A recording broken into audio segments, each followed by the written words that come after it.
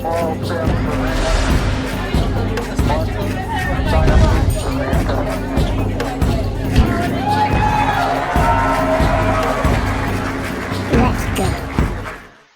evening, everyone. I just remembered to pull my microphone down at the last second. Tee-hee-hee. Good evening, everyone. It is the middle of October. We're actually now in the second half of October. Hi out there to everyone in Twitch land. Hey guys, darlings. World is insane. Yada yada. We all know. We got a bunch of stuff we're gonna end up talking about tonight. But I want to start off with some of the crazy. First of all, geomagnetically, we've had some crazy stuff going on again for the last 3-4 days in the geomagnetic fields with strange blasts coming through every day at the same time, with no apparent cause from the sun because there's no coronal holes, there's no filaments ripped off, there's no solar flares, and yet we're seeing massive spikes in the density and in the temperature, etc. So, fun stuff. Sunday, we were spent almost all of Sunday in 0 kp.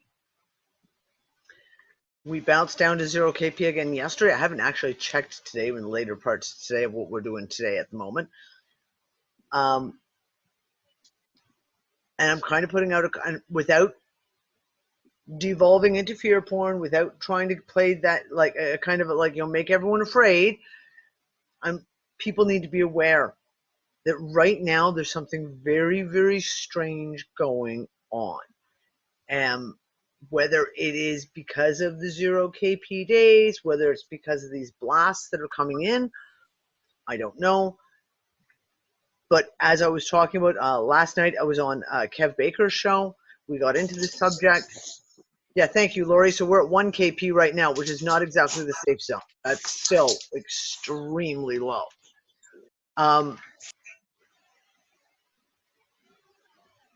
We're again seeing a rash of strokes, heart attacks, seizures in the last couple of weeks. So, and people literally losing their shit, literally losing their minds, going crazy.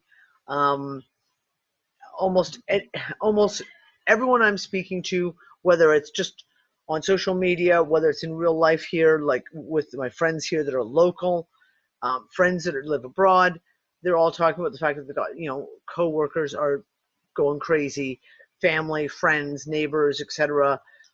Animals doing really, really strange stuff. My dogs have been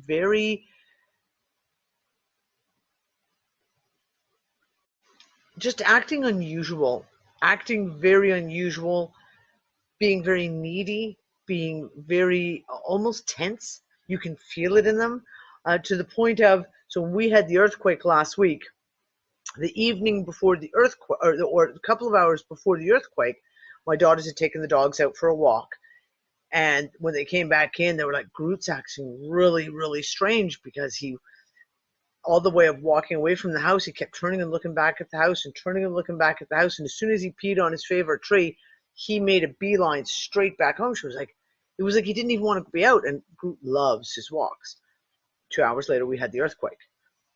And I said to Nick, literally this week, I'm like, I'm waiting for another earthquake, because Groot's been acting so strange. Just, I don't know. I can't explain it. And then I talked to another friend of mine who said, like, her cat is glued to her, like, will not leave her alone. And as soon as she goes to the bathroom and shuts the door, the cat sits outside the bathroom and cries at her, because how dare you shut the door and leave me out here by myself. There is a lot of strange stuff going on. Yeah, Penny, now I can get all my fucks out. That's right, because I was on Kev Baker's show last night, and they try to be really no potty mouth because they don't want to get their channel taken away from them. I was a really good girl. I think I only screwed up 2 or 3 times, I think, maybe. There may have been that slipped in there when I wasn't paying attention. Um, One of the things, so we always talk about some of the physical effects of what's going on. We've been talking, Nancy was talking earlier about vertigo. Nancy's had vertigo for like 3 weeks, where everything just starts fucking spinning when you move suddenly. And there's been a lot of us who've experienced momentary, like we've talked about that, without that feeling where all of a sudden the world feels like it's going sideways or the room does this whoop. But for me personally, they've always been kind of momentary. They only last a couple of minutes, etc. So that is one of the things. And Nancy, you were saying when you were at the dentist today. Yes. Do you want to just? Yeah, sure. I was at the dentist today, and I asked her to be careful putting the chair back because I have vertigo. And it came about anyway because it tilted my head, even though she was slow. And she says, you know, this is really interesting. She said to me, she said, a couple of years ago, maybe 5 or 6 years ago, she set a time frame. You virtually didn't hear of vertigo. She says, but now I've got like 1 in 4 patients comes in with vertigo now. And this is a recent thing. So I found that very interesting. Why now? Because I had vertigo from 2010 to 2012, and it arrived as mysteriously as it disappeared. They could never find anything wrong. I went and had the neurology appointments, the CAT scans. I had the ear, nose, and throat specialist check out everything with the ear. Somehow, you know, they thought maybe the message from the ear, the whole eye, you know, brain, Yep. the whole network that keeps your balance was off. And because I was off work, they sent me to an outside source because they wanted to make sure that I wasn't malingering. Because when you have vertigo, you don't have any physical symptoms. See, I look normal, but my head is spinning, right? Like everything's spinning around you. So to be off work, I was told I had to get an outside third opinion assessment. To be sent through all the frickin' tests. I did, all of them. And they did a caloric test where they put water in your ear to check your balance. It was a university doctor that did the test. And she says, there's definitely something wrong. They make you walk and they check your balance on one foot. They do quite a lot of things, give you exercises to do. It's been many years, so I don't remember exactly what they did. She says there's definitely something wrong, but we can find no clinical diagnosis for what it is. So they wouldn't call it vertigo at the time. And that was fine, but my work still thought I was malingering, but that's besides the point. The point was that it was very mysterious. I don't have Meniere's disease, and I didn't have anything. There was nothing wrong, and then it couldn't pinpoint anything. No, then it disappeared. That was in 2012, and here we are now, 2019, and it showed up about 3 weeks ago, and it's back. So, and it's awful. So, but other people, if you're looking in the chat, Danny, there's lots of people that have been talking about dizziness and headaches and everything kind of connected with our physical, I guess. Like, I can't say it because, you know, your mind feels like it's outside of yourself. So it feels like something your body's experiencing. Yep. Like when you describe having a headache, I'm telling you, I have a headache that goes out to here. Now, what does that actually mean when you say you have a headache that goes out to here? But I have a headache that goes out to here. Yeah. Wherever that dimension is, it's not just constrained in here. So it makes me think there's a field, because I want to put my hands out this big and say there's. So I derailed you from your point. You were talking about vertigo. No, because that your whole thing, what you just said about this. So like I said, just before we went live, we've been talking about this for the last half hour. Even today, I'd had that feeling with like if someone had put like a pressure belt over my head where I could feel here, even in my ears, as if I'd either, as being a scuba diver, dive down deep and you feel that change of pressure as if, but it was only here. It was just around this area of my head, and it literally felt as if someone had just put it on. And I've talked about this before. I've had this happen many times before where it just happens. One of the things we're talking about is what feels to be a change in pressure atmospherically. The atmospheric pressure has changed. And it's not just that it has changed in state, it's like it's fluctuating massively at the moment. And we were just talking about how many people are having problems with their ears, feel like their ears are full of gunk. All of a sudden they've developed this problem with their ears, that kind of thing, where your ears pop. And I was joking, saying like our little road up our street is a hill maybe that steep, literally. And yet I've had my ears pop just driving up that road. It's not one person, another person. It's like everyone I'm talking to is talking about having this stuff that, to me, kind of keeps coming back to the idea of pressure. Atmospheric pressure has changed. And I wondered, because we talked about was 2004 when apparently a whole pile of our upper atmosphere got stripped off the planet. Was it 2004, 2005, somewhere around there? So if that happens, you can imagine that the internal atmosphere over on the planet would change. So I'm wondering now, like, has there been another event like this? Another event where another section of atmosphere has been stripped off, and that, the internal atmosphere, if you will, is now trying to adjust for that change. When we see these blasts that are coming through all the time, these massive energy blasts that are coming by, could they do something like that? I don't know. I have no idea. I'm just catching up with you guys here because everyone's talking about it.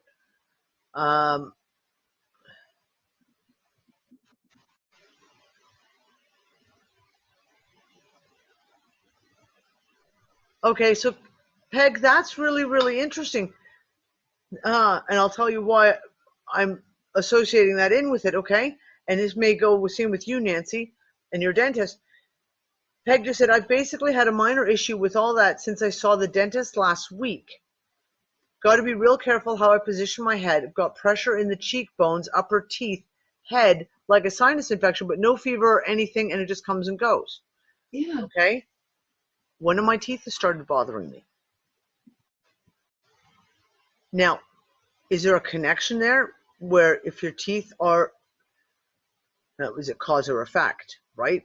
You get a tooth that starts bothering you, it builds up maybe some kind of an inflammation pressure that's causing, or vice versa, is this atmospheric changes triggering something within our teeth? Because I've had now, I don't know how many people I've talked to in the last 2 months who've been like, I'm having such problems with, I'm abscessed teeth, problems, inflammation that even isn't abscessing, just inflammation in the gums that is just all of a sudden popping up like this. Stephanie just said she's got teeth issues. And the reason I'm saying it, Nancy, is because you said your dentist is saying interesting. 1 out of 4 people coming in has got vertigo. Well, are they coming in because they've got teeth problems? Right. I don't know. That's interesting. And I wonder if there's, well, I don't know, throw that out there to the audience, guys. Like, is there anyone can think of like a connection there between teeth and vertigo, whether it's inflammation? I have to say that that's a high possibility, Nancy. That's a high possibility because, if you've got some real, I guess it depends on the person too, because it's not a general thing with people who have teeth problems. Because I don't want to assume everyone who has teeth, their teeth are broken. Okay. Can I just add Let's look at this, Nancy. Look at the chat. Say, Blair, teeth problems. Stephanie, teeth problems. Teresa just took another friend of ours to the dentist today. She's been busy too. Jane missed work from today. Wow.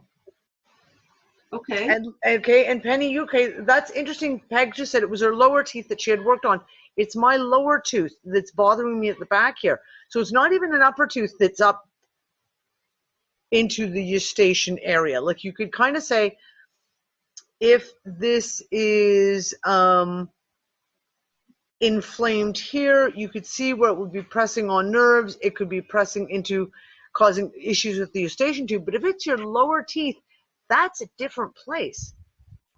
Okay, Anne just said for homeopathy, vertigo alternating with teeth in pain, coccyx and mercury. I just looked it up. Interesting. I just kind of looked it up, and there is associations with dental work and vertigo. It's called BPPV is by far the most positional vertigo triggered by changing of head movement with respect to gravity. BPPV is by far the most common cause of associated with dentistry, and stands for benign paroxysmal positional vertigo. And it has to do with dentistry? Like there's a tie into dentistry there? Uh-huh. Huh. Vertigo and dentistry. It's backwards, but yeah. Okay.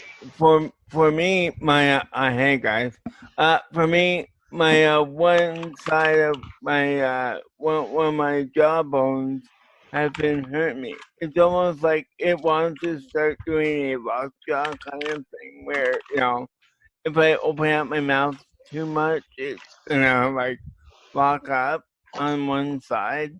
Temporal mandibular joint syndrome. Say that 3 times fast. It's actually really common. And Earl, be aware, people who have that come on quickly, 99.9% of the time, it's from clenching your teeth at night. Because you don't, and it literally, you don't realize when you're sleeping, you clench you're gritting your teeth or grinding your teeth or clenching your jaw, and it causes inflammation in here, and it becomes almost like a systemic inflammation, and then it locks your jaw up. I've had that, so that's why I know it. I went through 6 weeks where I couldn't close my mouth. But it feels like one of those things, with the way things are going. Like, one thing it'll not feel right, like your lower floating rib, like for me, that will go away on its own. Then somehow it will spread to another area, and Yep. it's one of those weird things. Yeah, gritting your teeth becomes a habit. Very, very quickly. And when you're stressed out, I always say that to people. Anytime I have talked to people like, oh, my jaw hurts, my teeth hurt suddenly, and not just one tooth, but like, when you have that where the pain is upper or lower, but like an entire side where it's achy, I'll say to them, be aware, you may be grinding your teeth, because that is one of the very first symptoms of grinding your teeth or clenching your jaw when you're sleeping, which is what a lot of people do, and we don't realize it when we're stressed out. And plus, you have those old fillings, like I still have in my teeth, those old metallic fillings. The old mercury, the stuff that leaks into your blood, jeez. Okay, so here, Anne, you just said one of the homeopathics is mercury, correct? Yeah. For vertigo with teeth pain? Yeah, vertigo alternating with teeth pain. That's the closest I could find to a direct connection between the two. And there's only two isn't it fine if it's mercury? And very interesting. Amalgam fillings or fillings have mercury in them. Yeah. That's what they did today. They took out the old mercury filling and put in the new composite, whatever that is. I asked her, what are you putting in my mouth? She said a composite. Not really a satisfactory answer, but that's very, very interesting. The connection with the mercury. I don't know. That's interesting. Like, we're talking about jaw, we're talking about teeth, and then mercury. Like, I can't find that can't be coincidental. No. Can I just throw something out there for everybody that's in chat talking about inflammation? Yeah. So I have the same thing as Danny. It's a molar down at the back. It's just gum recession, and it causes inflammation around my tooth. I've been using Danny C60. I just put some, and flaxseed oil. I just put some on my finger, and then I swish it all around my tooth, and it's actually taken away. It's I can't say it's acting like a painkiller, but the anti-inflammatory effect is causing no pain. So for you guys out there that have her C60 with flaxseed oil, just try it for a bit. That's what I'm And once using. yeah, and it's helped. It's helped. It's helped quite a bit, actually. I've got mine started up just before the show last night, actually, with Kev. I could feel the pressure building, and I know what it's like. And just before I went in, I keep my C60 in the bathroom, and I have a little fine paintbrush. And I literally put a couple of drops of the C60 oil on my hand, and then I use the paintbrush, because you would really fine, I can paint it all around the tooth, all into the gum, all the way around everywhere. And I when I try and remember, try to do it every night, where I go all the way along the edges of all my teeth, all the way around them with the black seed C60. And that's one of the only things, if I start getting irritation and I do that within a day, 2 days, I can feel it starting to go away. It relaxes again. Gorf just said that Rick Simpson oil helps with gum inflammation very well. That would make sense. That would make sense. Yep. That would make sense. My question about that, just sidetrack for a second. The Rick Simpson oil, do you buy that or do you make that up yourself? Seems to me, I remember you have to make that up yourself, right? There are people who do make it, and you can buy it. Oh, okay. Yeah, but you can make it yourself too. Exactly. Okay. And okay, well, this is the whole thing. Teresa, good question. Would magnetic changes affect fillings? That would be a good research project. I have no idea, but they're metallic fillings. I have no idea if mercury is in any way magnetically reactive, but there's other things besides just mercury in there. Obviously, there's other metals. So that's a good question. Rotate mercury very quick, and you can generate electricity. Kind of a not green way of making electricity, though. No. we do not advise this as a method of generating electricity. Then you levitate. Exactly. There's a lot of different pieces to this. And like I was saying to Kev last night on the show, when we have no answers, it's a matter of pulling all the pieces together, because sometimes you can... Sorry, guys. Gabby, that's really interesting. Okay, that's really interesting. Gabby from Twitch just said, I never felt pain in my dreams. Since the last couple of weeks, I feel pain in my dreams. Those for me personally come in cycles. And usually that's where you wake up in the morning and you go, I actually have, a physical marker, a bruise, etc., etc.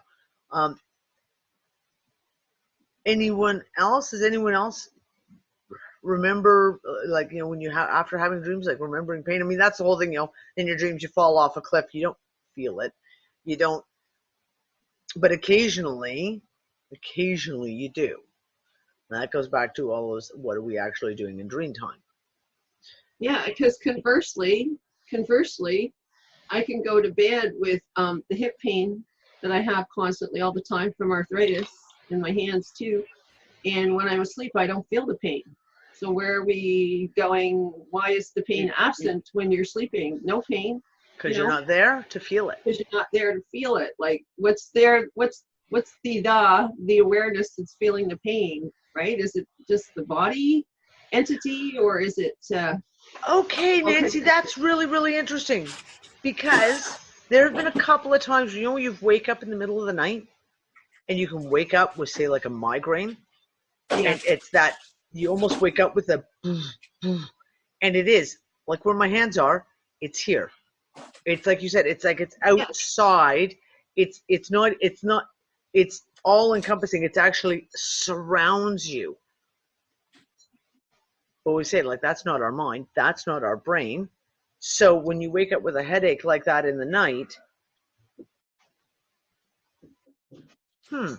I still think it all comes down to frequency in some respects. Consciousness and frequency. Yeah, we're all vibrating at a certain frequency. If the frequencies are changing, Gosh, I don't know how to word this. Let me think about it for a bit before I Okay. talk about it, because I know So- what I want to say. Okay, and we're going to segue into that because we've skipped around the edges of this a few times, especially in the last year.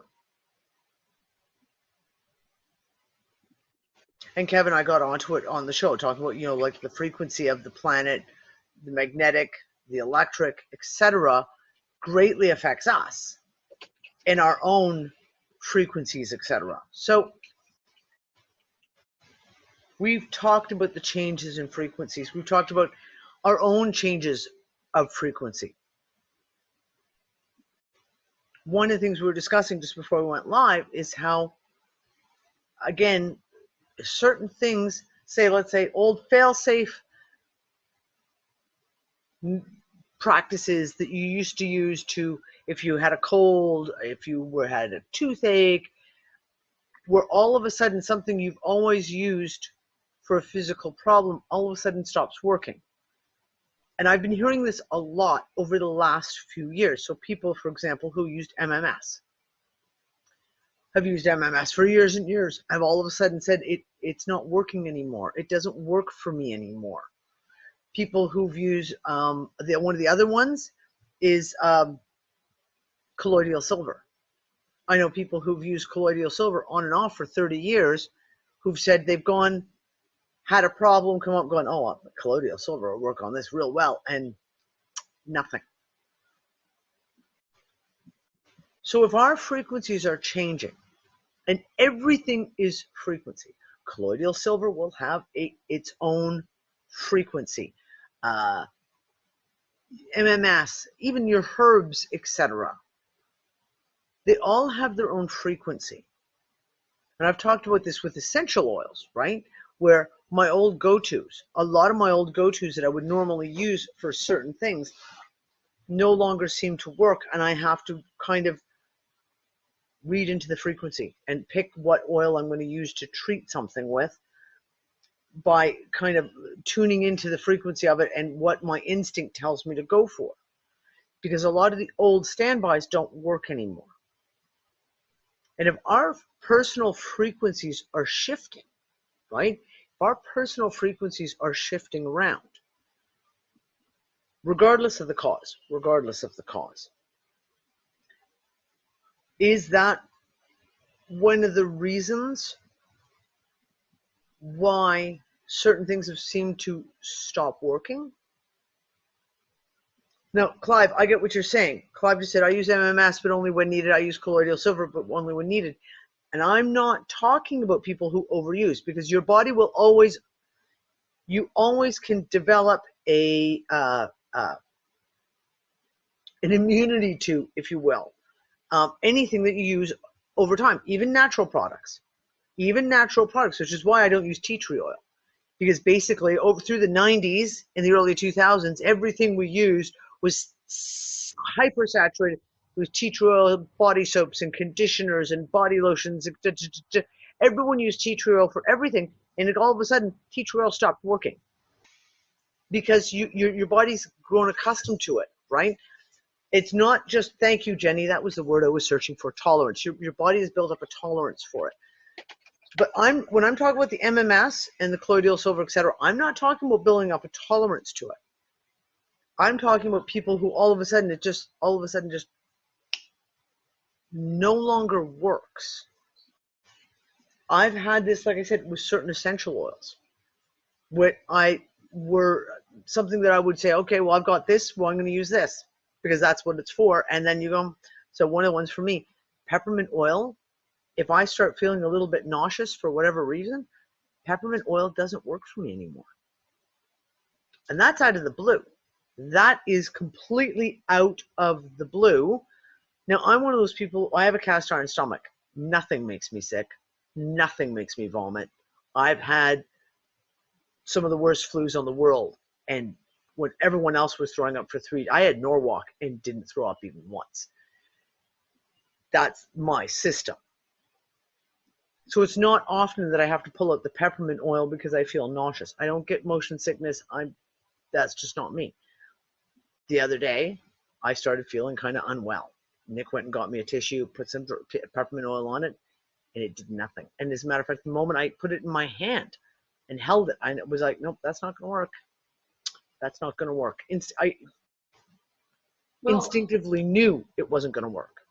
I know we've talked about this before, and it was the changing of the carbon dating system with the carbon-14 not being accurate. So that there's in a scientific point of view, I can't quote the study, guys, I'm sorry, but we're aware of the fact that carbon-14, carbon dating doesn't date anymore the way it used to because the radioactive decay has changed. Yep. And they're all like, oh. Right. So there's some physical evidence that tells us that we're shifting. Right? Now, we have shifted. Or we have shifted. Right, Zero. We have shifted. You're right. We're not shifting. We have shifted. So our bodies are used to sitting in a certain state of being. So when I took that matrix energetics course, okay, guys, so let's go back to matrix energetics course I took for the healing. I'm going to tell you, the very first time I got vertigo was when I took that course.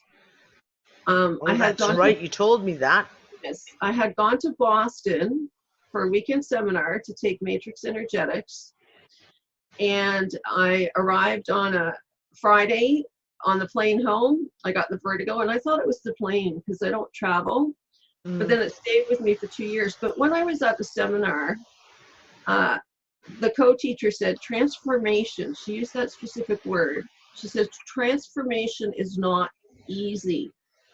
So that led me to believe that something was happening. So you guys, what did I just do recently that I haven't done for years? And now the vertigo's back. I did matrix energetics. Do you remember my story with Jackson? And then I had that happen to me where I fixed my eye and my ribs that I had damaged in a fall during the summer. So here I am practicing matrix energetics, and I've got vertigo again. So I have your diagnosis. It's called dimensional vertigo. Okay. Dimensional vertigo. Hey, I like that. That's kind of interesting. So I'm just thinking, so the segue there is, one, I was embarrassed to come on and talk to you guys for the last 3 weeks because here I am supposed to be the person that knows how to do all these healing arts, and I can't heal myself. But I don't think it's a matter of that being the case anymore. I think the word transformation is what I wanted to focus on. He said transformation is not easy. So I think there's a transformation going on inside of our bodies. And we just don't have the right words or knowledge to equip ourselves to define it yet. But that's what we're all about here. We're going to figure it out. Okay, just as a little aside, I'm talking to fucking Kev right now. Kev just messaged me on Skype and it popped up in my thing, and I was like, dude, yeah, thanks for having me, And I was like, by the way, I'm actually live at the moment, so I can't really chat. But you can join us if you want. And he was like, I can't. I'm about to go live on my station too. So, yeah, we're going to have to do something about that schedule between Kev and I to get him on the show. You know what's so funny is you two, both you two, because I know you both, he was reining in his swearing. He swears just like all of us. I know he does. Right? So it's so hilarious, right? Because I'll talk to him after his show, and the whole line of what you can imagine comes out, right? But that's how he makes his living on his YouTube channel, so he can't piss off the algorithms, right? Or else he's not going to make any money. That's what he said. He's going to come on. When I said to him after, I said, "You're going to come on the show?" And he goes, "Yeah." He says, and then I can actually swear. I can let it all. Dude, you can let it all hang out on my show. We just don't give a fuck. Go right ahead. Why don't we make a code word for the same word? Because it's not as fun. When Lord Algorithm goes to bed, the party starts. Yeah. I was gonna say he could easily just come on here and just like let loose. He tries to do that on his live streams on the weekends. He'll do live streams on the weekends just as a chill thing, and they talk about the most ridiculous things, like they look at stupid internet people and dumb crimes and stuff like that, just to let loose, right? Because we're also serious just all the for time. Fun. So yeah, so a few cuss words slip out then and again on the weekend, and topics that you wouldn't really normally hear in a YouTube video, right? But it's fun. Just in case if you guys check his live streams out on the weekend, it's not the content that you think it's going to be, okay? Something completely different. Yeah, well, that's okay. God knows if anyone's ever, when we have one of our just free-for-all chats and we start talking about recipes and how to make dog food. And, Nano Girl and Woo Woo. What was that, Clive? Nano Girl and Woo Woo. And Woo Woo. Nano Girl and Woo Woo. Actually, Nano Girl did a good show. She talked about the California things. I thought you guys might have got into that last night. When was that? The Blackout. She did the live stream on Saturday afternoon. It's about a 2-hour show. Oh, because I'd like to know more about. I have some big questions about that California shit. Like, big questions about what is going, not just what was, but what is going on there. And it doesn't help when you get bullshit stuff coming out, like fake Twitter accounts. And then people got to go to you read, and you go, no, that's not actually that person. It's a fake account. And we're going, okay, well, that information is just like. So, like, was it real news that the military found 2,100 kids in like bunkers in California? I don't know, and I didn't see anything of it. Someone posted that in the UU group, and I looked at the article and I read it, and it looked. I was going to ask Dee, the people that are talking about it are saying that that's the reason they were putting having the electricity put out so they could find these people, and they're also saying that that's where the fires underground were coming from because they were burning them through to push the people. They're like, it was supposedly the Pentagon. I get it, and we heard all this, Teresa, but the problem is, like, what proof? It makes sense that not all the extraneous other details. Just literally the fact that they turned off the power in California because that would give them a way of honing in on all the power signatures underground. That makes perfect logical sense. Like, of course it does. Really, really does. Because and as soon as the first time I heard that, I was like, for the first time since all this has happened, that is one piece that feels like it could logically be. That's why it pinged me so strongly, because I kept hearing all these different things and nobody could figure out why they were happening, and then all of it like connected with that one possible story. That's why it seemed like possibly plausible. I got excited about it. And that's what I'm saying. But then when it's like children were rescued and then the fires are coming from under that's when all and of it a sudden might be both. And it could be, but I always get a little like, is this what I'm supposed to believe? It's very easy. This is the template. The template is something breaks. A piece of news comes out. And they need to spin it. And they've got to spin it in either a way to debunk that it didn't happen, or if they can't do that, spin it in such a way is to create another story on top of it that is so outlandish that when that story is turned out to be false, then the narrative and the true piece of news also falls with it. They use this template all the time. It's a way of spinning the news, create something that is either a unbelievable, that the average public are not going to believe, therefore they discredit the entire story, or deliberately put something in place that will end up getting debunked and decredited for the same reason, that then the whole story falls and no one believes any of the information, even though the base story could very well be true. So when I saw that all come out,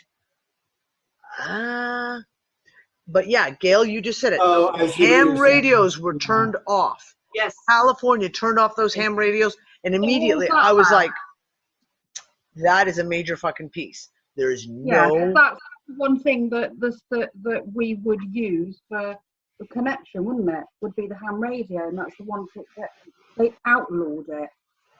Oh, that's funny. That's And then funny. here's the thing, though, because if you're talking underground bases, if you're talking communications arrays, etc., they'd have to have ways of sending out messages to let people know what's going, like the rest of their crew know what's going on. So again, did they turn off the ham radios to make it a complete blacked out zone? No radio frequencies going in, no electricity, so that they could zero in on exactly where the signals were coming from. Hey, Danny, I totally just saw an example of that second way that they do things, about making something more ridiculous. Today I saw this video of like UFO footage with the Twin Towers, and it was obviously fake. And I'm like, okay, so now what they're trying to do is The just helicopter one? put ridiculous stories out there so people just discredit the whole entire thing. And exactly. Oh, well, and they do it all the time with anything, right? So it's like you turn it into a big drama with a whole lot of fake stuff, so that therefore no one will believe it, even if there are some base facts that are absolutely legitimate. And then don't forget, in the movie Close Encounters, if you remember that, they this is just a loose connection, but they told everybody that there was a radioactive accident, and they bordered everyone off, and everybody believes that. They hear radioactive. Oh no, radioactive! We don't want to be there. No, right? When dangerous. It was something else. But what I found curious about this whole California outage is that why does it follow the political state border? Like, wind just doesn't cross California. There's a whole, I'm sorry, my geography of the United States is really crappy, but so like what PG&E, now maybe someone can correct me, but they probably just don't operate in California. There's a whole grid system of delivery. So why is it that they focused only on California? So there has to be something that's in California to support the last point, because and in that specific specific area, because they said it was because of the wind. Well, you know, the geography goes across, like the wind. It goes beyond the California border. Exactly. One thing about California is that they have a lot of control over the weather, though, like with weather manipulation and those stations, and with access to the ocean and like all that kind of stuff. Like, I feel like in California, they can easily manipulate the weather there. That really depends, because when you are dealing with an ocean currents, you don't have man-made shit that can stop the air coming in off the ocean. Air comes in off an ocean, it does specific things as it moves over mountains, and there's not a fuck of a lot any of those guys can do to prevent certain things from taking place, because it's like when you talk about moving, for example, volumes of air. We think of air, it's just air, it's nothing. Yet to move those kind of volumes of air is an astronomical event. Well, and that's why they spray particles in the air. Right, and this is it. So like during Hurricane Sandy, we watched them do the bombogenesis because the hurricane started slowing down and it started to dissipate. And they immediately started dropping these chem bombs into the mix of it to keep it going, because if it had come to a stop, they would never have been able to have gotten it going again. They always need a moving current already moving that then they can direct. You can't, starting something from a dead still air. Okay, that makes sense. Unbelievably difficult, right? Yeah. But if you have a current, so for example, the Santa Ana winds, that's what they're called, correct? If I'm not mistaken, the Santa Ana winds that always come in California at this time of year. If they're a set wind, now they could possibly be able to direct those winds and push them to go into different directions. But you can't just start or stop them. It just doesn't work that way. As I always say about this whole thing about, there are crazy ideas out there. I believe even Bill Gates was investigating some of the ideas, like pumping cold water from the bottom of the ocean upwards. And there were a guy who actually, and that really scared the shit out of me, had an idea about a pipe that is pointing downwards into the ocean, like really, really long, on a buoy that swims with the ocean, with the current, and the waves go up, it would pump automatically cold water up. And these people had the idea to do it on a massive scale to stop hurricanes. But think about it. If you drop all these things in the ocean and they work like a pump with the current, you know what I mean? Yeah, no, that's like insanity. Yeah, and you can't stop it. You have to pick up everything. You know what I mean? Yeah. You know how tedious this is and how much that would fuck with the current itself, right? Sometimes I just want to say to these people, like, you do realize that this isn't a theory you're talking about. Like, you're planning on doing this to our one planet. Like, yeah. But these crazy peoples are actually doing that stuff. You know what I mean? Oh They yeah. don't ask Well, and for look at the crap permission that we or got something. going on. Crazy crap going on all the time, and you sit there and going, really? And you thought this was a good idea? We're going to genetically modify mosquitoes and release them because they'll kill off all the other mosquitoes. Really? Who thought that was a good idea? No one with a brain cell. And guess what? We were right. It was a bad idea, and it backfired real bad. But this is the kind of shit that happens all the time, right? Like, it's like, oh, well, here's our idea. Let's do this.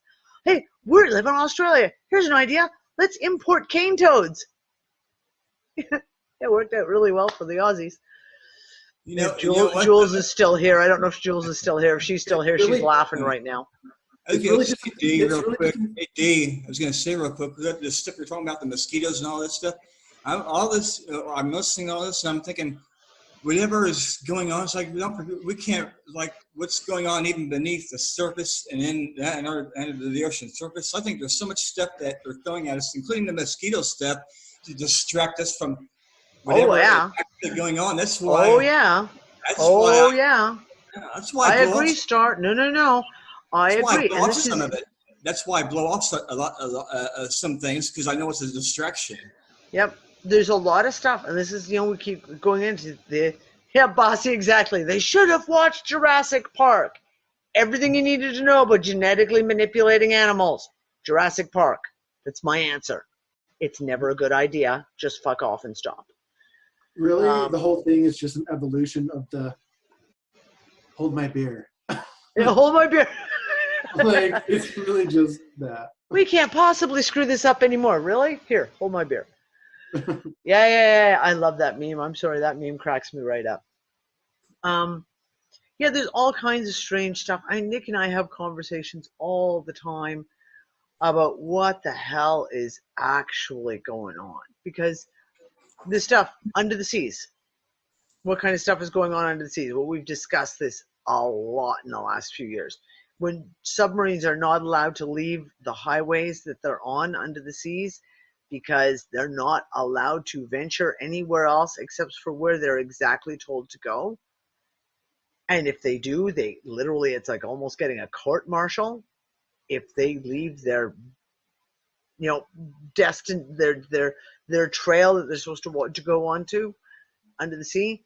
But how dumb is that idea with nuclear subs that are predictable somewhere where you can actually shoot them down? You know what I mean? So it's not about predictable. It's about the fact that they're only allowed in certain areas. Yeah, i.e. they can't go wandering around Antarctica, wherever they like. Well, and you gotta wonder why. And I'm just sorry, but I feel like it needs to be emphasized that we only know about less than 3% of our ocean. Yep. Like if you know only 3% of something, how much about it do you really know? Not a fuck of a lot. Yeah, and just said, right? The tracks on Google Earth under the oceans. I have been playing with Google Earth and looking at all the tracks under the oceans for years now. There's whole areas that are blanked out. Now, very interestingly, a lot of coastlines are blanked out in the water just off the coastlines. That you can zoom in and you can look deep into the water, Google, and then as soon as you get close to a coastline, boom, it's all blurred out so that you can't see. All the way around Malta, Google Earth is all blurred out all around the coastline in the water area. So you can't see anything. California, another one. Wouldn't you see can't nice see stuff? anything around it. wouldn't you see nice stuff in that water? You know, thinking about this is an old place. There must be wrecks all over Wrecks, there, right? all kinds Especially of wrecks, clear water. buildings. And their excuse is, oh, we don't need to map the ocean, so we don't have photos of those. Yeah, right. Really. I think they're just not allowed to map the ocean. Is what I. That's what you just said there. Yeah, all the buildings, anything that's been lying under there for who knows how fucking long. Yeah. Oh, John, listen. Nick has been joking for ever since we got to Morocco, and he saw an ad online to be able to buy a special radar that they use on boats that looks down into the water. There's a specific name for it. Side something radar. I don't know. Anyways, he was saying, he was like, I want to get a boat. No, not sonar. This is like a radar thing that they can look straight down. Side scan radar. Side scan radar, thank you. And like basically get a boat, glass bottom section, have the radar, and just start running a grid path up and down and mapping out all this. And basically, like he said, like rent his services out to anyone. So it's like, you know, you got scuba divers who want to find a good wreck to dive on, and they'll pay you to go out and map out an area to find a really interesting area for them to go dive. Or anything, historians who want to look, see, they're looking for sunken ships and that. And then we found out, no, it's highly illegal. Isn't that funny how this kind of stuff is illegal in a lot of places? That's why I suggested drones. You just fly over the coastline and map it. It has nothing to do with the water. Yeah, exactly. But you'd have to have like really good equipment on the drones to be able to look deep. So, for example, Malta's got deep water. We don't have lovely little graceful sloping coastlines. We have a couple of bays like that, but most of it, it's like 200 feet straight down. Like here's the cliffs, and they just go down 200 feet of water. So you couldn't just see. You need some kind of equipment to be able to like scan it. Do you know? We need Star Trek. I need some Star Trek equipment. That would be good. And a whale. Oh man. A bunch of trained orcas, huh? But trained orcas, that's right, with special cameras on their heads. Sharks. Laser sharks. Sorry, I have kids. I'm going to make those kind of ridiculous quotes. Oh, yeah. Lori, there's some really interesting stuff off the coast of Western Canada. And not just, this is the thing about Canada. It's not just in the oceans. In the lakes in Canada, there's some really fucking interesting shit. Ships that have been sunk, trains that have gone off the rails and sunk, and that are carrying incredible treasures. Out in BC, there's a couple, and there used to be, Nick and I went to go look for it. Nick's dad used to be a search and rescue diver back in the 70s out in BC. And some of the wreckages that he saw when he was 100, 150 feet deep in some of those lakes and off the coast. And there used to be, you'd be able to find the government printed manifests of ships that have gone missing. And not only could you look up, you know, like last time they were seen was at this place on this time, but not just that, but the manifests that were in the ship. So we're talking gold rush era, guys. Ships full of gold, full of silver, that have just sunk. And they're all over Canada. And if you Not go and only dive there, on but- one, the government takes it from you. But think about all the ships that left Latin America from the Spanish Armada that got shut down by pirates and shit like that. How many billions must be down there? Yep. And even beyond that, think of all those videos and or all those reports of, you know, UFOs going right out of the ocean. Like, well, there are so Wonder what many they're picking up, huh? reports of that. Well, that's it. I mean, they talk about that on that Joe Rogan one that we talked about last week. We had Commander, and his name's gone right out of my head, on Joe Rogan last week, and we talked about it in last week's show.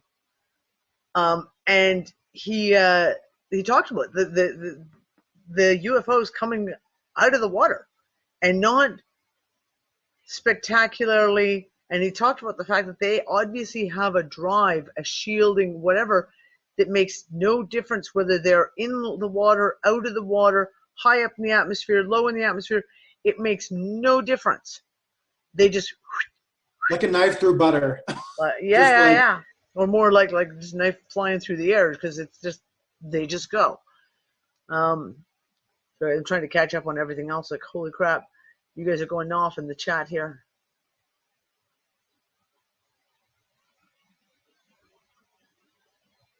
Yeah, the Deagle stuff is coming up again all of a sudden, Jane. I don't know. And I watched something recently. Can I tap my brain to remember who it was? Someone relatively well known, and he was talking about China. I'm talking about the fact that China is the one who's been tapped by the UN, the IMF, whatever. China is the next superpower that everything's going to be handed over to.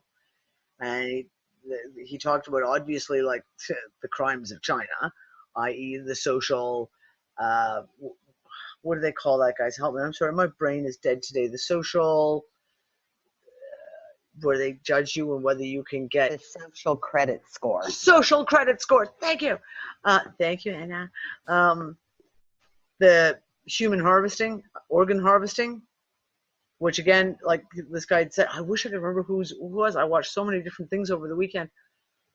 There's been so many reports now about the organ harvesting out of China that we can no longer deny that it's happening. There's just too many reports, too many whistleblowers, too many pieces coming out talking about it happening. Horrible, horrible fucking shit. Well, you know, China's been buying up all of Africa. China's been buying up all of Africa. When we were in the Congo, so that was in 2009 when we lived in the Congo, there were whole areas of Lubumbashi where the Chinese had come in, and they Chinese restaurants and Chinese hotels, and why?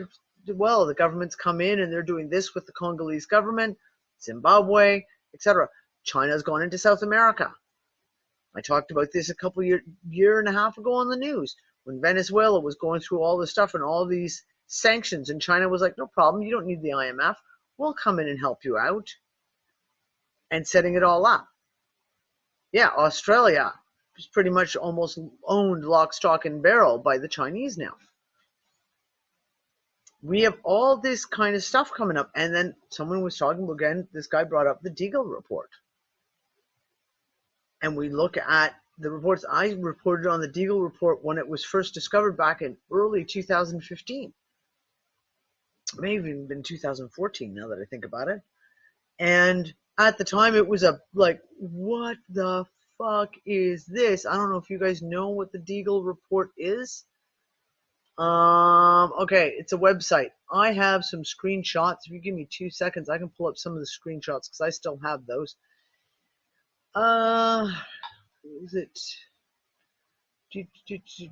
RTS pictures? Is it in here? Yes, it is. Okay, so I'll pull it up and I can screen share. Deagle is a website that randomly was found, you know, and the random. Can we share, please? Thank you. Okay, here we go. That shows. So these screenshots were from June 2015 is when I took these screenshots. So you can actually see the time and date up the top. They give a ranking. So this is Australia.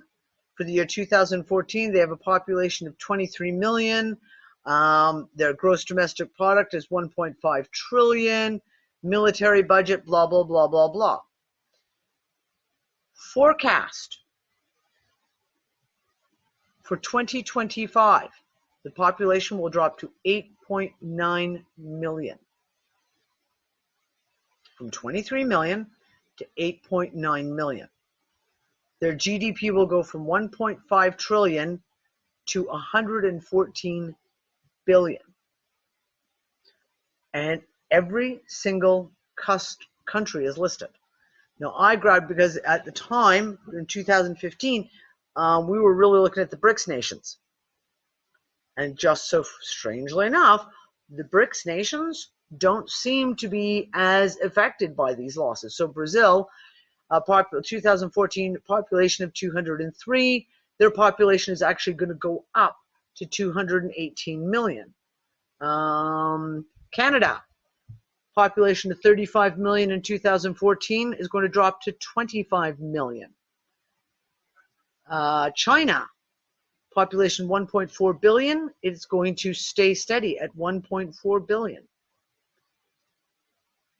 This was something I grabbed. I'm not even sure what that one's from. Germany, from 81 million down to 48 million. Now the big one, okay, India goes from 1.2 billion up to 1.4 billion.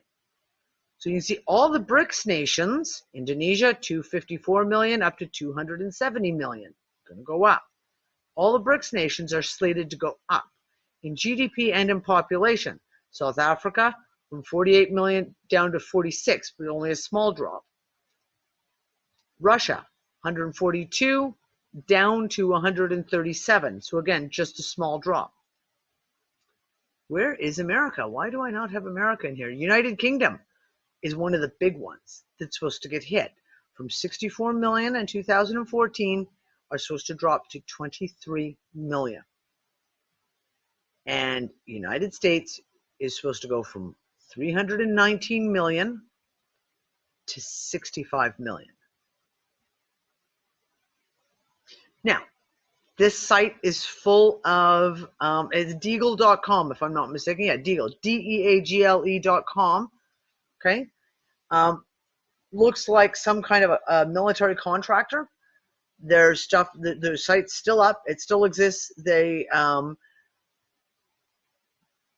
literally, they updated, it's continuous articles about weapons manufacturing, about who's buying, India's just bought X many F-16s, and Russia's got the Sukhoi something or other, and it's all about arms deals that are going, legal arms, legal, haha, massive countries buying up all these different things. Still there. Now it's changed to 90 million in the USA. Yeah, I haven't actually looked it up. I had taken a couple more screenshots, which are in a different file folder, which I can't find, of course, with no explanation. They put out a very brief explanation on their site in, I think it was 2016, 2017. That was like, oh, this is just numbers. It was like, but no real clear, where are you getting these numbers from? Why are you forecasting these numbers going to be what you say they're going to be? What criteria are you using to come up with these numbers? It's like, okay, how are they going to plan on doing this when they came and figured out that start war in Syria? Like a big major war in Syria. Like, that's what I'm saying. We don't know. This is what I'm saying. We don't know if it's a natural disaster. We don't know if it's a biological weapon. We don't know if it is exactly. Is it, Lori? Is it coastlines? Is it pole changes? It didn't make sense. We went through the map and looked at it and was just like, well, it can't be if all of, let's say, all of North America and South America got destroyed, you could say, okay, maybe there's going to be some massive event that they know is going to happen. But some areas of South America, they're not radical changes. And Canada had, percentage-wise, far less of a loss of population than America. And same thing in Europe. The UK, okay, it's got this huge loss, and then other areas not as much. And Turkey gains. And, Russia only loses a little bit. So there's some stuff in there that you just kind of go, that doesn't make sense. It doesn't really make sense. Not really, Linda, because it's not just the countries that are Anglo countries with big drops. Some of the stuff, they don't even have numbers for the Caribbean nations. They just leave them empty. Most of the Caribbean nations have literally got no, they give you the 2014 and then it's just left wide open, like we don't know what's going to happen over here. Which is why I initially thought it could be some kind of a natural disaster that they're expecting. Therefore, say it's going to happen somewhere in the Gulf of Mexico. That takes care of the States and the Caribbean.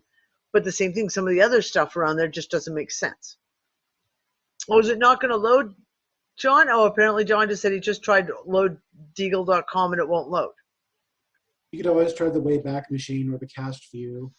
Yeah, and it was there. It was there just this summer because I was talking to Sarah Westall about it. She brought it up to me and was just like, "Have you ever heard of this site called Deagle?" I'm like, "Yeah, I know all about it." And yeah, Jen set me up. You should be able to look at that was this summer. That was just about maybe 4 or 5 months ago that she asked me about it. Let me pull it up. Linda said she had it open yesterday.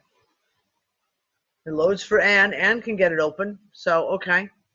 Oh, so this great. is the thing. So when we talk about stuff going on and we start talking about, financially, politically, everything else. So somebody spell it for Lori because now I'm looking at it and they both look wrong for me and I can't actually. DEAGLE, is it? Hold on, let me pull it up again. DEAGEL.com.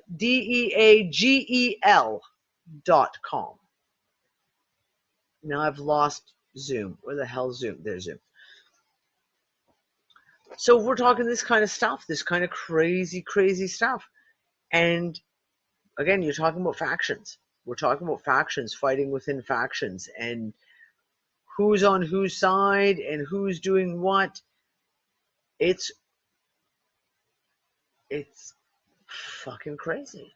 I don't know. But the scariest part to me actually with all of this is we are living, or we grew up living in the space age. We are colonizing space. Woo-ah, right? Like, isn't it like just a fucking good news if you have like almost 8 billion fuckers here on this planet that you could send out into space, starting colonies, mining asteroids, yada, yada, yada, yada, right? Like, you would think like that would be a great idea, but why do they want to reduce it all? Do we have a quarantine that we can't get off this planet? I think so. I personally think we do have a quarantine and we can't get off this planet.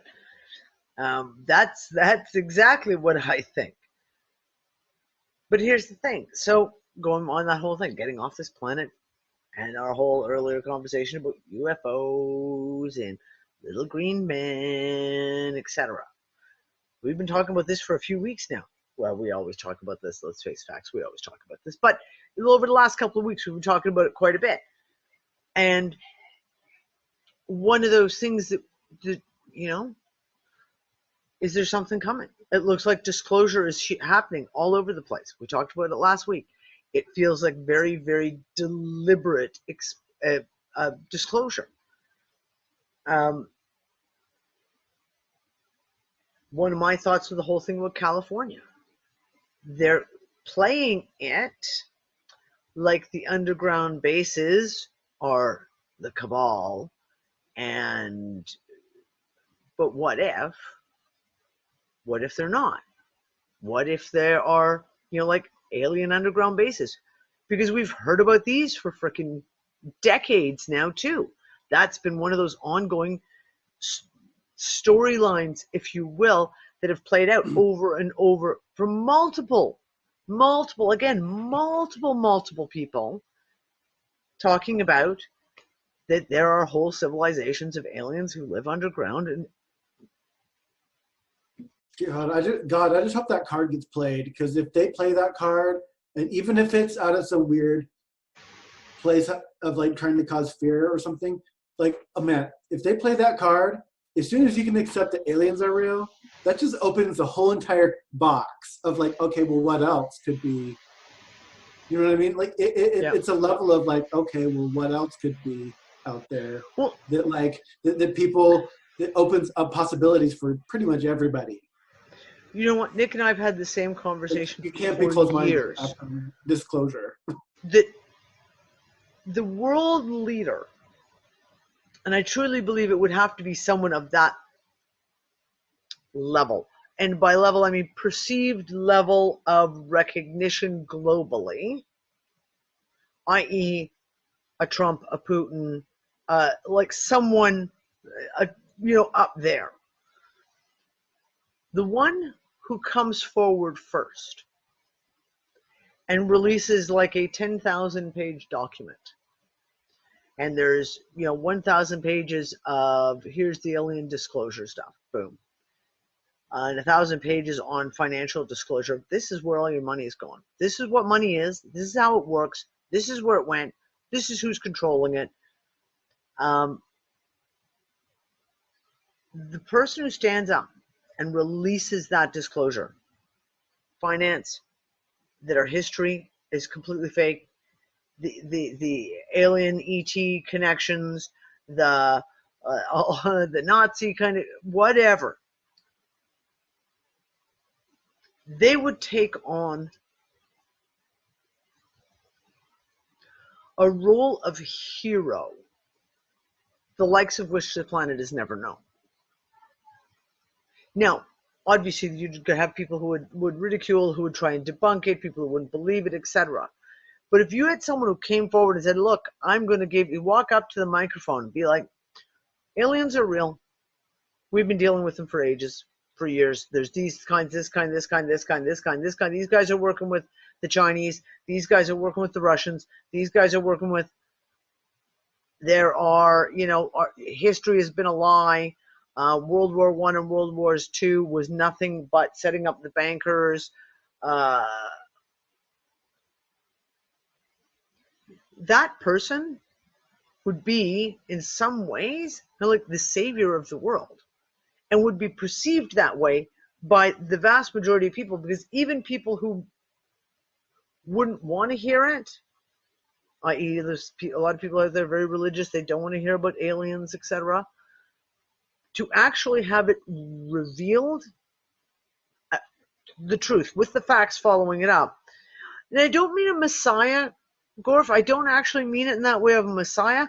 I mean in the fact of literal Assange 2.0. They'd be untouchable at that point.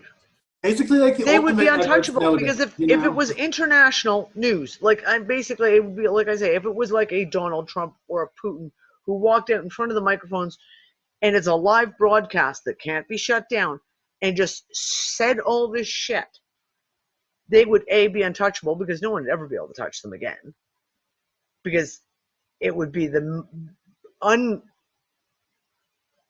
you'd never be able to cover it up, right? You would never be able to cover up something like that. You can't close the curtain back. Exactly. Once the little bald man is seen behind the curtain, you can't unsee it.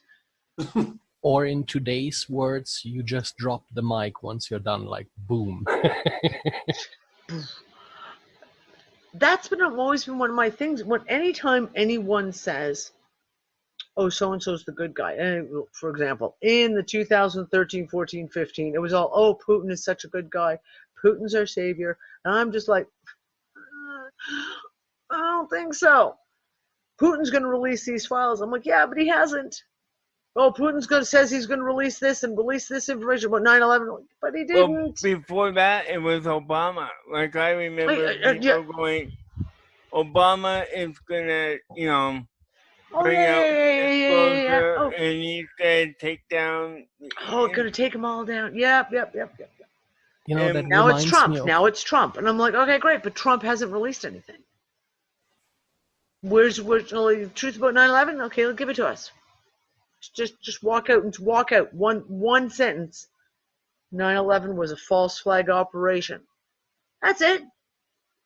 Let's start real small. But all these things that they said, that they put up these certain global leaders, and they're gonna be,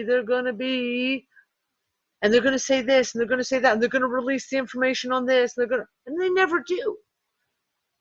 Yeah, that They reminds never me of do. Lord of the Rings, right? At the end, even Frodo wanted to keep the ring for himself, right? Isn't it literally all the problems that we have right now? Is it economically? Is it producing to make profit? Is it oil? Is it coal? Is it whatnot? Is it energy? Would literally vanish the moment this came out, because then the moment it comes out, people that worked on shit like that can come out and say, yeah, I know about this. I worked about, here's the plans. Here's what I did, right?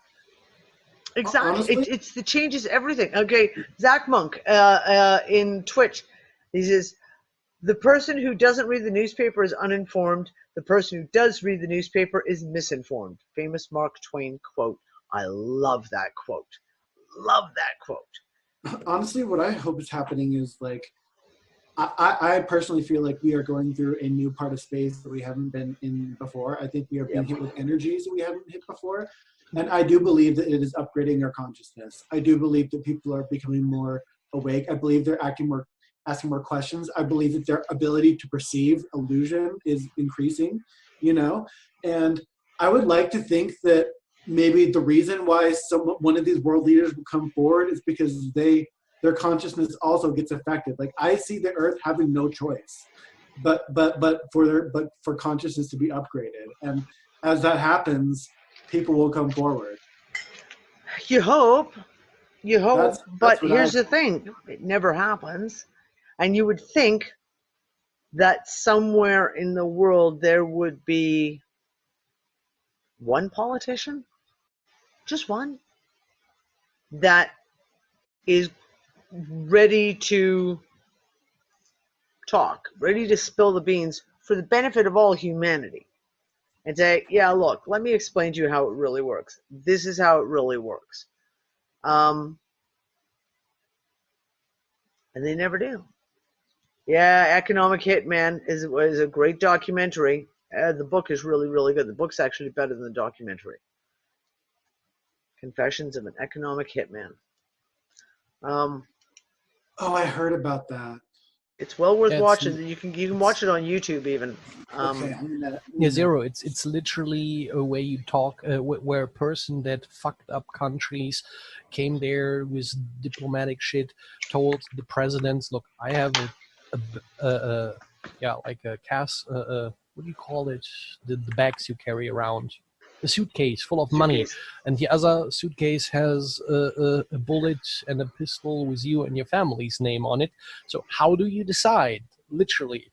And this is like, the last couple of years, or how many decades actually by now? The modus operandi. And that is how it works. It's all about threats, etc., etc., etc. And I get that.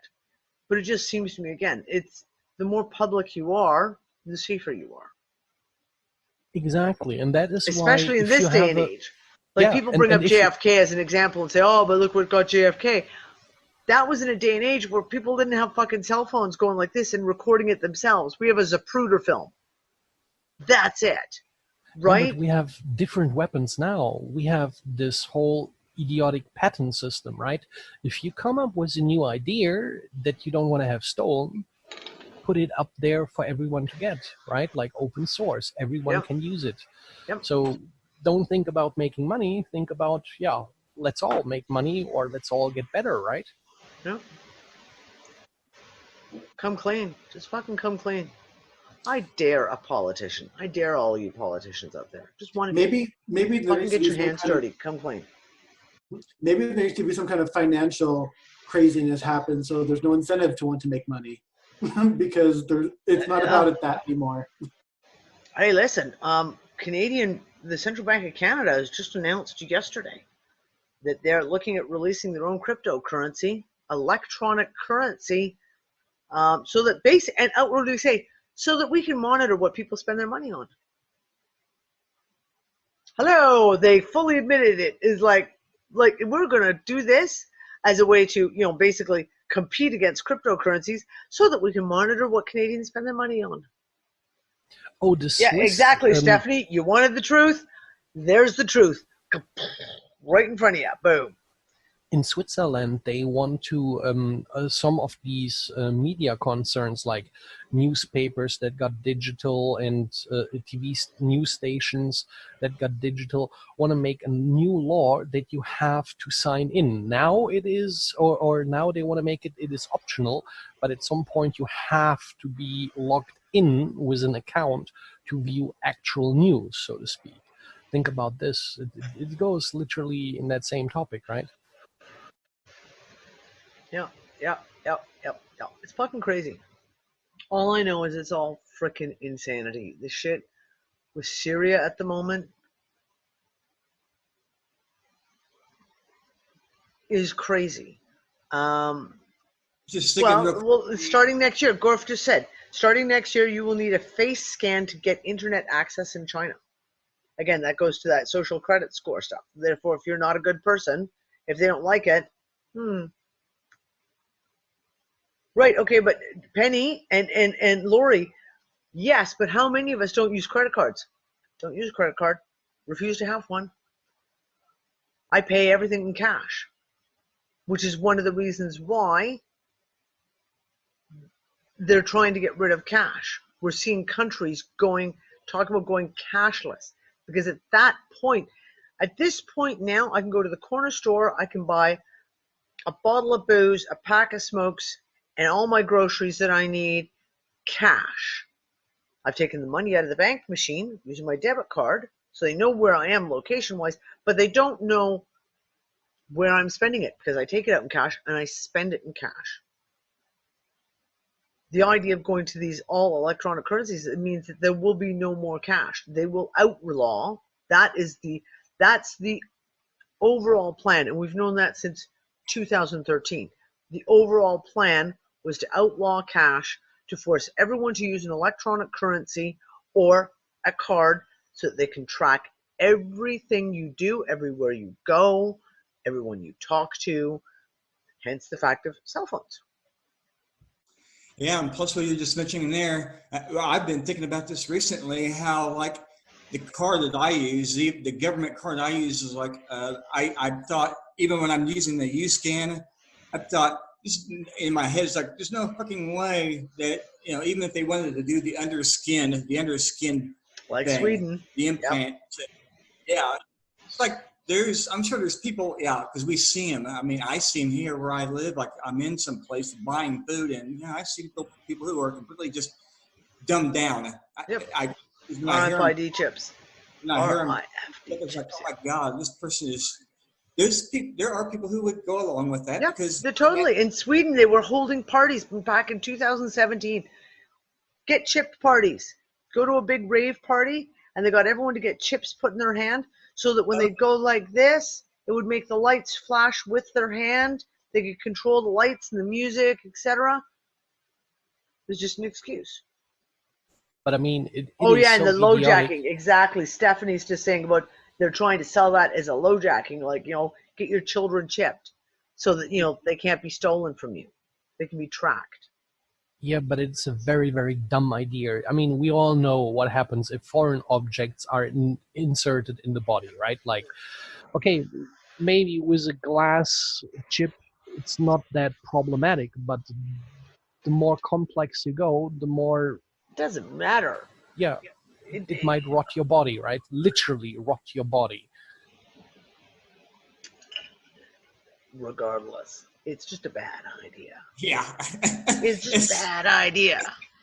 It's a bad idea. It's horrendously ridiculous. It's horrendously ridiculous. Well, like you say, like the guys who are pushing these RFID chips are the same guys pushing vaccines, pushing pharmaceutical drugs, et cetera, et cetera. Well, hello? Well, I think it's crazy is how people just seem to not really give a shit anymore. Like, in the 1960s and 70s, it was like, shh, there might be a wiretap.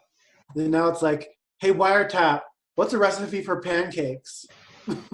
Exactly. I love that meme. That one makes me giggle every time. It reminds me of an Animaniacs, those little shorts. Good idea, bad idea.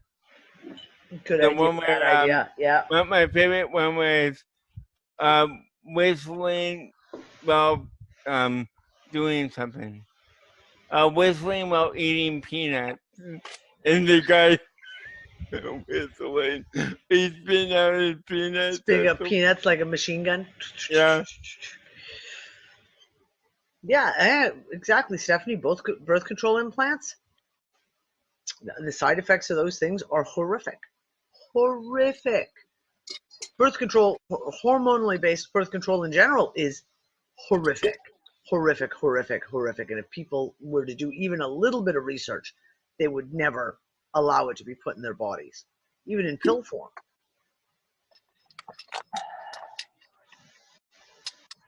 You know, this is the crazy stuff that we're seeing. This is the crazy stuff that we're seeing. But at the same time, people are starting to also shake out of it. Like, we're watching people. Yeah, you're right. A lot of people are really dumbed down. They're really, they're just, oh, that's great. I'll do that. Sure, I'll do that. Yeah. But there's a lot of other people who are waking up to the shit. Go ahead, Star. About, oh gosh, what was it? Something you just said made me think of something. Oh crap! You were put on the spot. I thought I was going to say real quick. It was I always thought birth control was a misnomer. I started thinking this years ago it was a misnomer. It should be pregnancy control. I don't know whoever coined birth control, but it should be called pregnancy control. Yeah. Yeah, but you see, pregnancy would imply you're pregnant with a living human, you know what I mean? And birth control implies something else. You don't have a birth, right? And it's not human until it's born. The thing is, it's about not getting pregnant in the first place. So yeah. Yeah. It's crazy stuff, guys. It's crazy. No, I mean, this is the whole thing. When you start researching any of these things, we talk vaccines all the time, but when you start talking about, like I said, birth control pills, anything that's hormonal, HRT, is that what it's called, Jenny? HRT for hormonal menopause hormonal stuff. Same thing, like horrifically dangerous. Hormone replacement therapy. Thank you, Sony. And it goes all along. Like, I mean, this is coming from the person who's sitting here chain smoking, right? I get it. And we make our choices.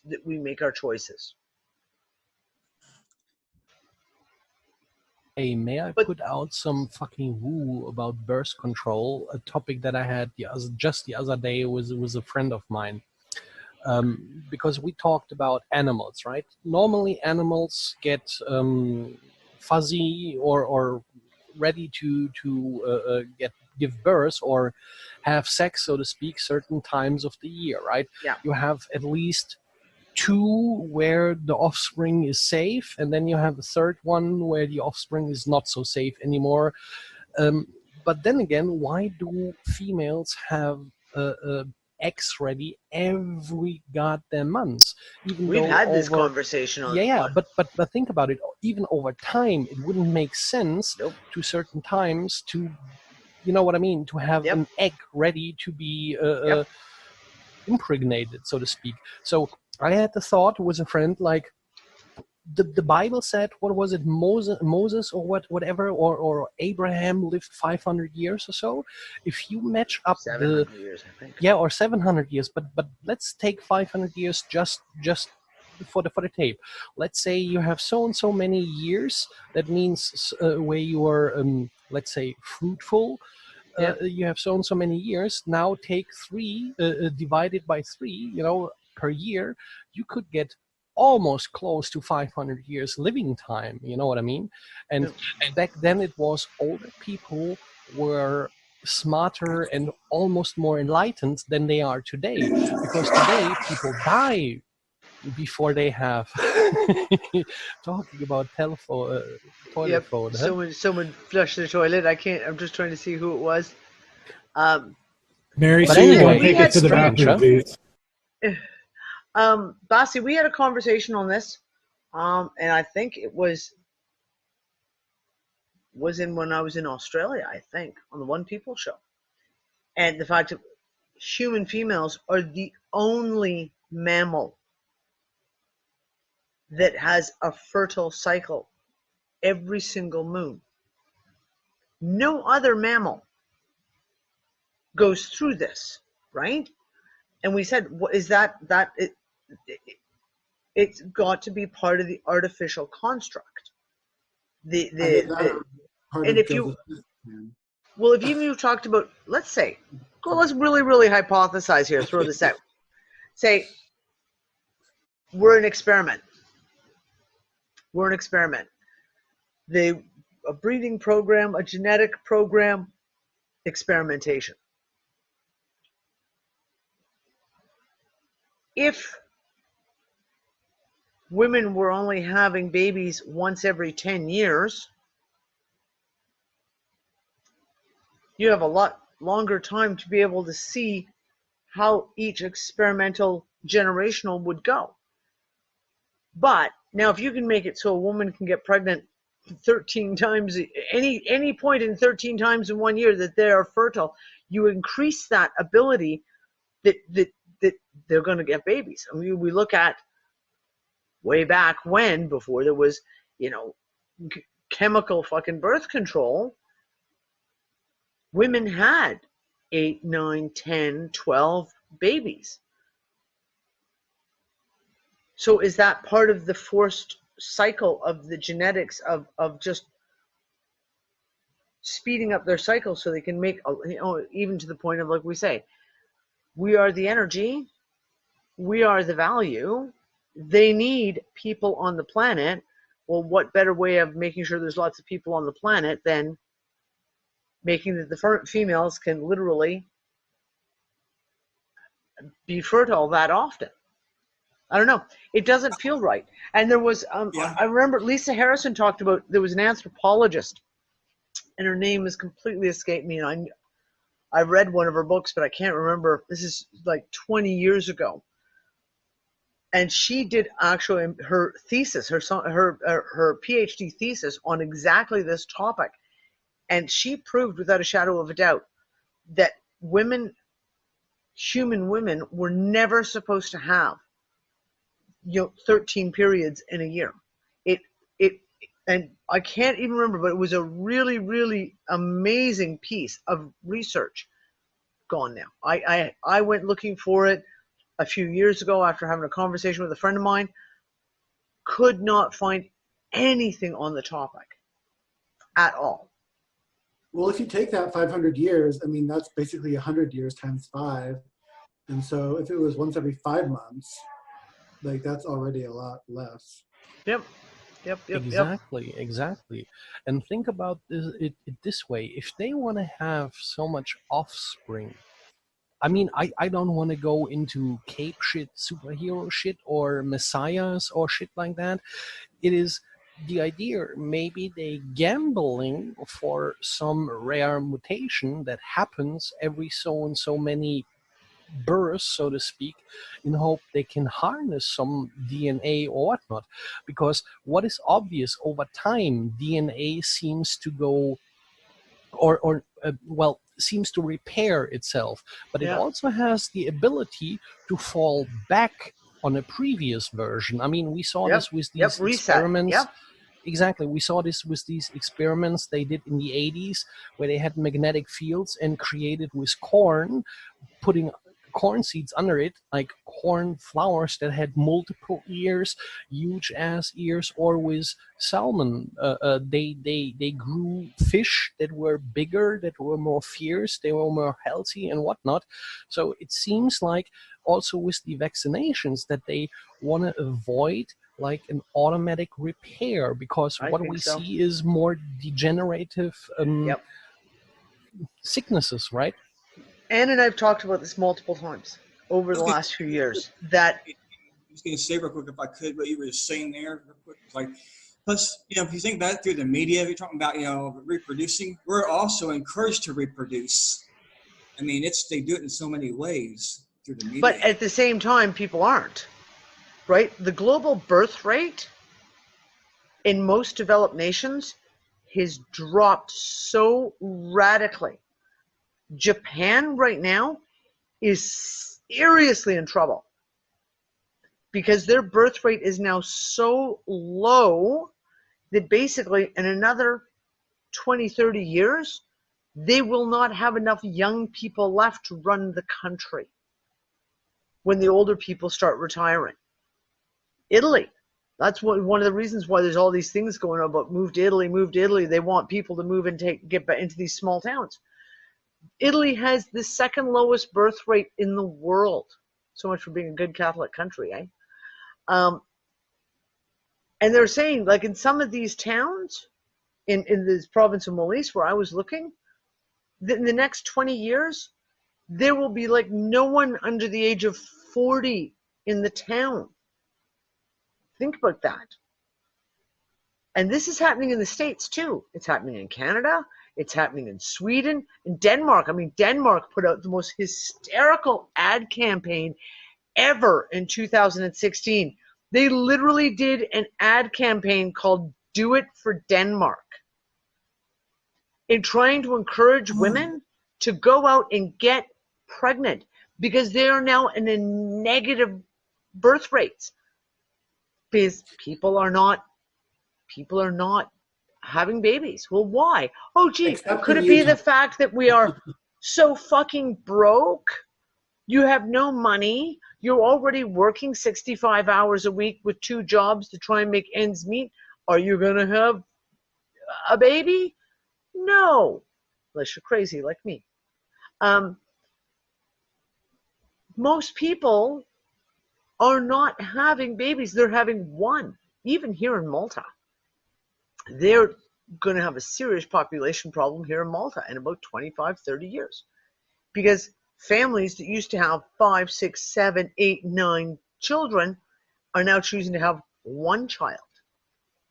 One. If that. I know a lot of people out of college and get a 3-figure job. Yeah, no, not going to happen. And they'll come home and only one of you works a job. And May I? Yes, Mercedes. That's about Denmark is very funny because they are promoting one gender marriages. What better way to get rid of babies? I know, and that's why I talk about there's like warring factions. It's like you got this people over here like oh, everyone should be promote same-sex marriages. We're going to like educate children about being trans. We're going to do all these kinds of things to an extreme. And on the other side is like, wait, we have a problem. We have no babies being born.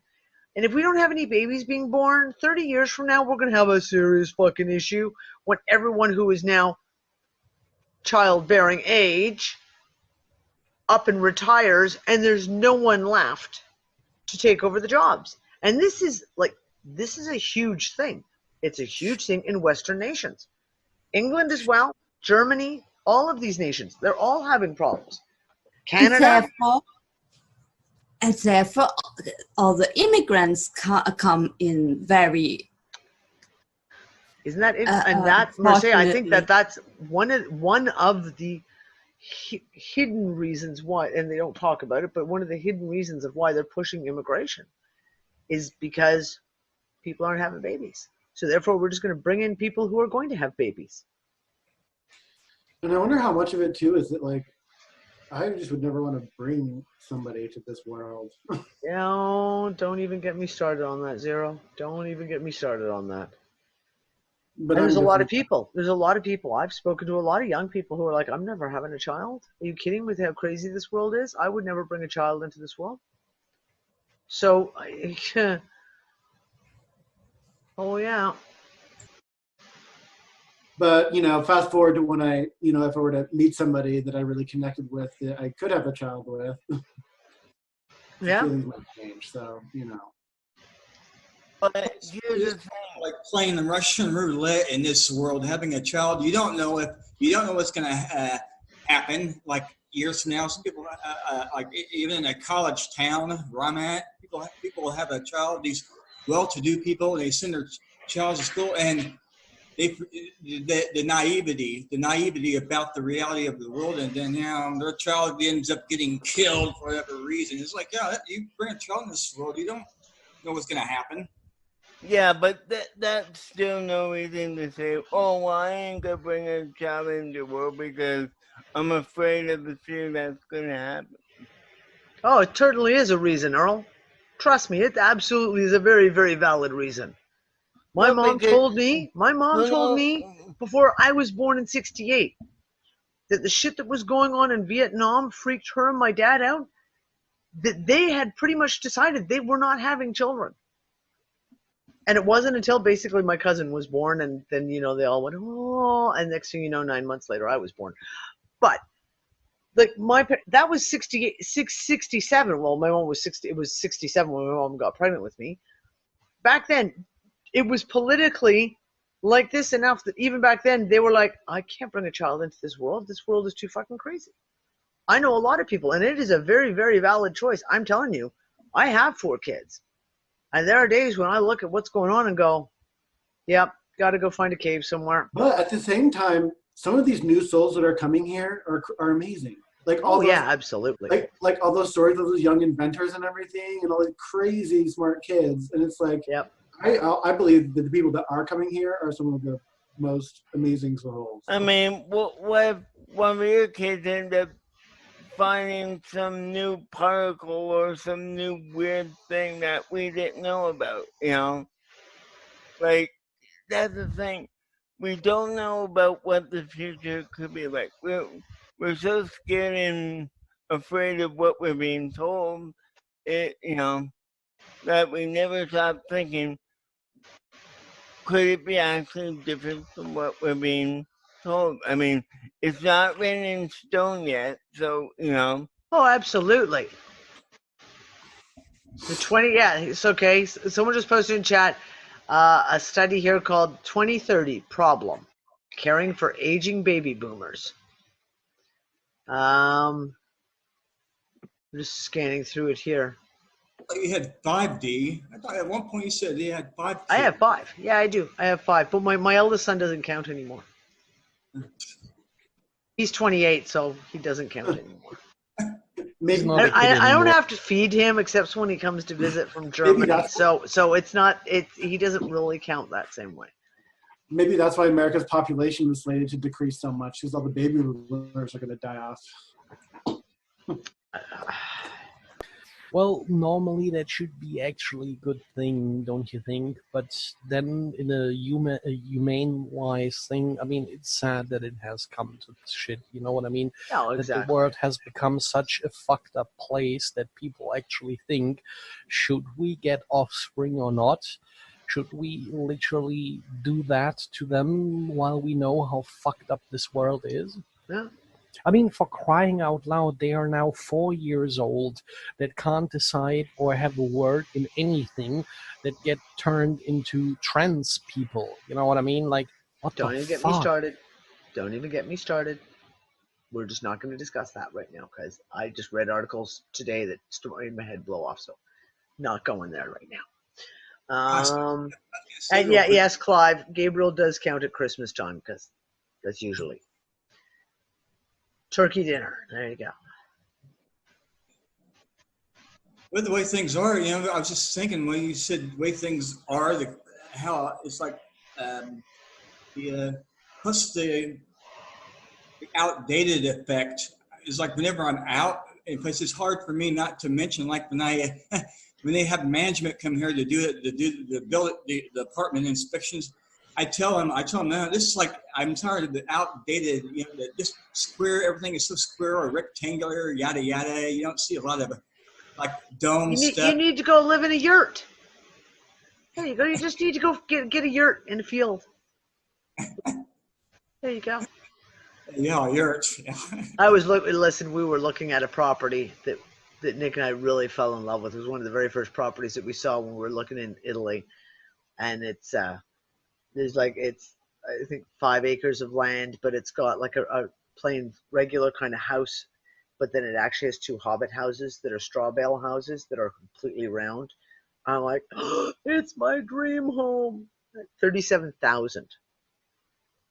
€37,000, 5 acres of land, a house plus 2 small houses on it, and outbuildings. Like there was also like I think a work garage / workroom. Oh, Mercedes, I've been looking in Italy ever since that article came across that we were talking about a few weeks ago.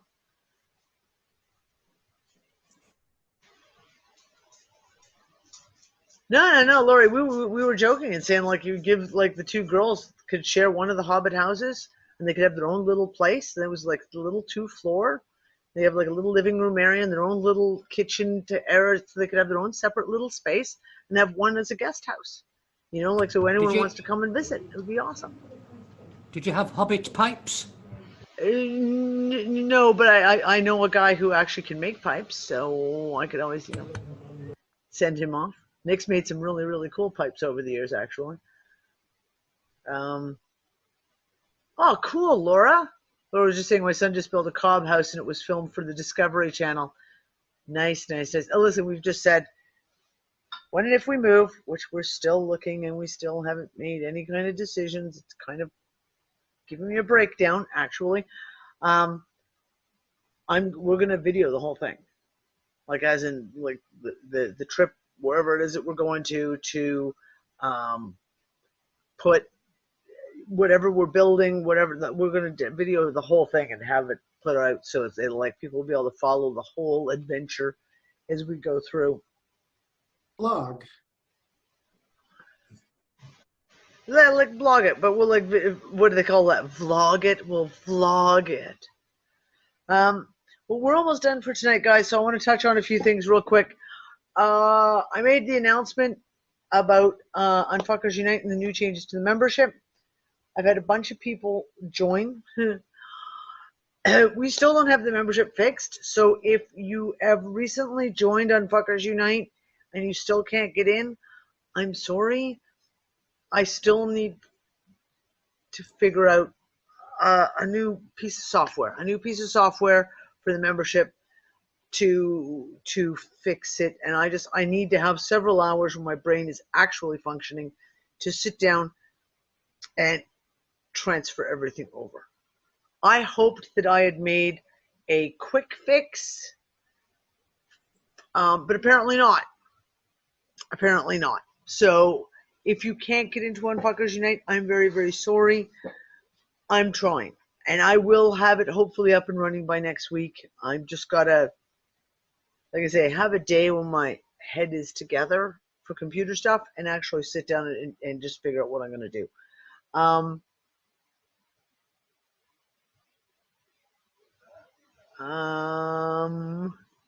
Yeah, thanks, Penny.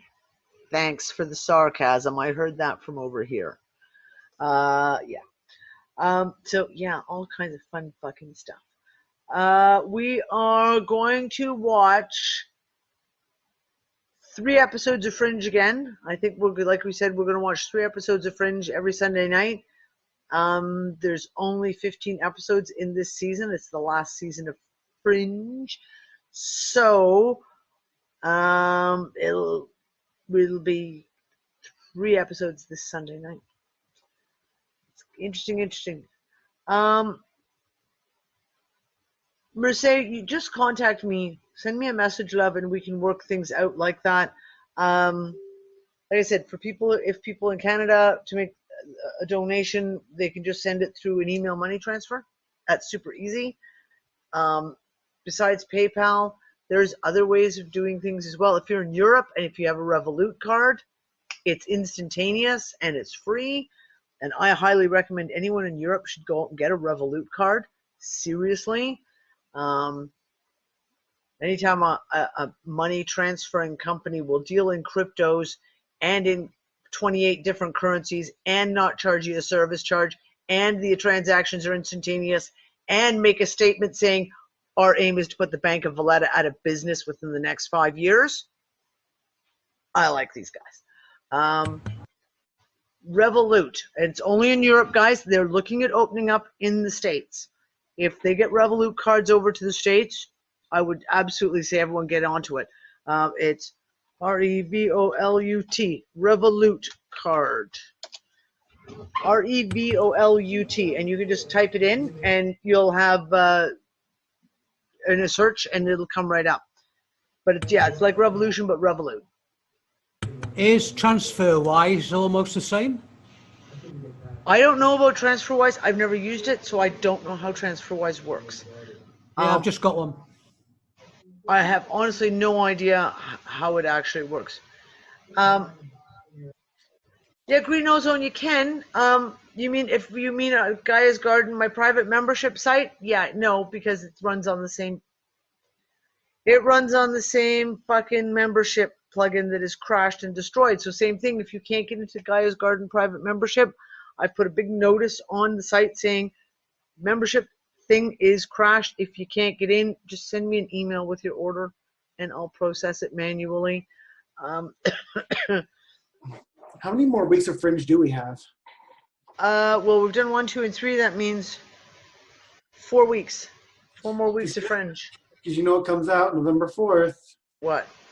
The Golden Compass TV series. Ooh, yeah. There's a couple of movies that I still want to watch. Like before we jump into another TV series, there's some movies. Like one of the movies that I've been saying, I want everyone to sit down and watch Ready Player One together. Ooh, yeah, that'd be fun. It is an awesome movie. Which one? Ready Player One. Oh yeah, that one. Yeah, from that one watched from a long time ago. Yeah. Danny, how are the chances that Firefly, as a series, it only has one season and one movie, will ever be on the watch list? That's good. Maybe I have all the Firefly. I haven't watched them in I don't know, when was it out? I watched it when it was on TV, and I have never seen it again. But I do have all the episodes, I believe. So, no, Penny, that has all been fixed. That was when John was doing broadcasting a different way, and that was when we were getting the glitches where the voices the audio kept following behind, and it would get really stuttery. That's been fixed now. That's why all the other stuff we've been watching, like Fringe and that, has been smooth sailing. So yeah, no, that's what I'm saying. Now we actually have the ability to watch some of these really cool movies like Ready Player One. Do you guys really just use this Doom program and it works that well for video? You ask John. I don't know. John does magic. He does voodoo magic in the background to make it work. Well, easy answer, Zero. No. I'll have to ask you later about what's so involved in that, because that's pretty impressive. It's not always lip sync. I mean, you have to suffer through that. But that's also, Bassi, it depends on how your broadband is. For everyone else, since John has switched over to the new system of doing it, it has been 99.9% perfect. So we don't have too many problems. I wouldn't even mind that as long as we're all together, right? Yeah, exactly. Even though I have Sundays really fucked up schedules. So Linda said Revolut is coming to the USA. The last time I checked on Revolut, they did say that they are working on opening up Revolut in America. Right now it is only in Europe. To the best of my knowledge, it's only Europe. But yeah, I would keep an eye on that one because you can hold 28 different currencies on your card, and it literally looks like a bank card. And you can do swipe, use it like a debit card at the stores, just boom, boom, boom. You can exchange currencies. So I could send money to Mercedes, or I could send money to Anne, or I can send money to someone in Europe in a different currency if I wanted. Like I could send, fucking American dollars to someone in England and have it converted into pound sterling like that instantaneously. They also do cryptos. So you can actually send cryptos on your Revolut card. You can buy Bitcoin, you can buy Litecoin, and you can send them on your Revolut card to pay for something. Talk. The other show we should add to our list is Lindsay Lohan's new reality show. I'm going to say Zero. I think I might smack you. Just saying. Just might smack you. Okay, guys. Well, that is it for us for tonight. I'm going to say goodbye because I'm really, really tired tonight. And we'll see everyone Sunday for episodes 4, 5, and 6 of season 5 of Fringe. On Sunday, I will be a little bit late. I will be a little bit late, just a few minutes late coming into Fringe, because on Sunday night at 8 p.m. Central European Time, let me just double check that. Yeah, 8 p.m. Central European, which is, that's daylight savings time. So I don't know what time it is in Eastern Europe, in America, Eastern Standard Time. I will be on Alan James's show this Sunday night. Yeah, we'll have an after show. We always chat for a little bit, Laurie. But I'm going to wave goodnight to Twitchland. Thanks for joining us, guys. And I'll talk to everyone later. Bye.